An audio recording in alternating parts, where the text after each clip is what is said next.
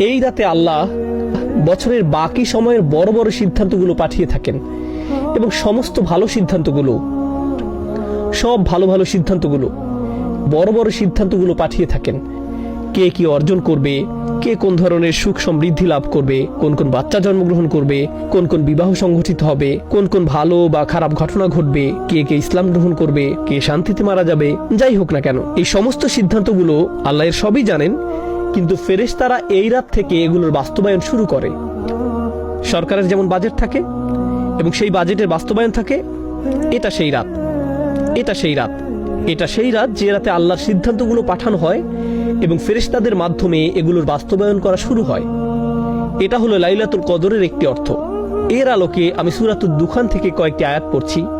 হামিম ওয়াল কিতাবিল মুবিন, হামিম সুস্পষ্ট কিতাবের কসম, ইন্না আনজালনাহু ফি লাইলাতিন মুবারাকাহ, আমি একে অবতীর্ণ করেছি এক বরকতময় রাতে।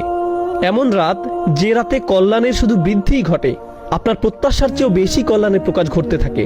এই শব্দটি মাথায় রাখুন। মুবারাকা মানে এমন কিছু যাকে বহুগুণে বৃদ্ধি পাওয়ার ক্ষমতা দেয়া হয়েছে।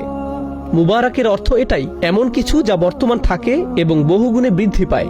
এই ধারণার কাছে আমরা আবার ফিরে আসবো সূরা কদর শিখতে থাকা অবস্থায়। এই বহুগুণে বৃদ্ধি পাওয়াটা দেখতে পাবো, আর সেটা হবে মুবারাকার তাফসীর। কেন এই রাতে সওয়াব বহুগুণে বৃদ্ধি পায়? ইন্না কুন্না মুনজিরিন, নিশ্চয়ই আমি সতর্ককারী। ফিহা ইউফরাকু কুল্লু আমরিন হাকিম, সেই রাতে প্রত্যেক প্রজ্ঞাপূর্ণ সিদ্ধান্ত আলাদা করা হয় এবং বিতরণ করা হয়। আল্লাহ বলছেন এই রাত সিদ্ধান্ত নেয়ার রাত। কদর মানে ভাগ্য, সীমা, এবং সেই সিদ্ধান্তগুলো এখন আল্লাহ আযজা ওয়া জাল্লা কর্তৃক জারি করা হয়েছে। আমরিন মিন ইনদিনা, আমার আদেশক্রমে। ইন্না কুন্না মুরসিলিন, আমি প্রেরণ করি। রহমাতাম মির রব্বিক ইন্নাহু হুয়াস সামিউল আলিম, অর্থাৎ এই সমস্ত আদেশ আল্লাহর দয়া এবং ভালোবাসার বহিঃপ্রকাশ। এগুলো আল্লাহর কাছ থেকে ভালোবাসাপূর্ণ আদেশ। এই রাতে যে সিদ্ধান্তগুলো আসে সেগুলো ধ্বংসের সিদ্ধান্ত নয়, দুর্যোগ বা এরকম কিছু নয়। সিদ্ধান্তগুলো আল্লাহর পক্ষ থেকে দয়া, ভালোবাসা এবং স্নেহের প্রকাশ। এই অংশটা গুরুত্বপূর্ণ। ইন্নাহু হুয়াস সামিউল আলিম, তিনি সর্বশ্রোতা এবং সর্বজ্ঞানী। আপনার অন্তরে কি হচ্ছে, কি দোয়া করছেন, বিশেষ করে এই রাতে আল্লাহ তার সবকিছুই শুনছেন। সূরাতুদ দুখানের এই আয়াতগুলোতে তিনি এটাই বলছেন।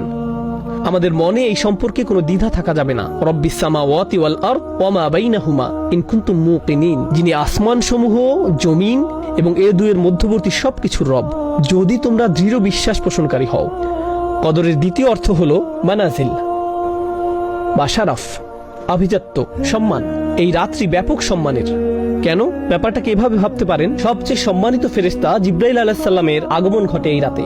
তিনি আল্লাহর সবচেয়ে সম্মানিত বই কুরআন নিয়ে আগমন করেছিলেন, আর তিনি সব